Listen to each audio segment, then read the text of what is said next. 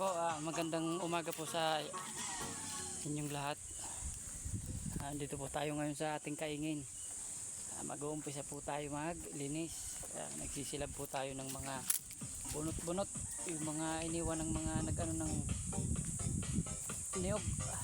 Ayan, sinisilab po natin. Umpisa na tayo maglinis. At antayin na lang natin na umulan. Yan. At umuulan-ulan naman po pero hindi pa gaano. Mababaw pa ang ang lupa, ang basa ng ulan sa lupa.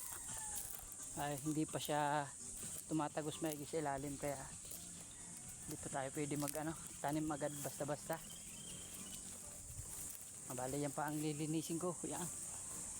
Mga palapa ng niyog, mga niyog, mga bunot ng niyog. Yan, hanggang dun pa. Baka mga 2 araw ako dito. Bali hindi pa ako nakaka-recover yung lakas ng daliri. Hindi pa nakakapigil maigi. Ini-exercise ko lang para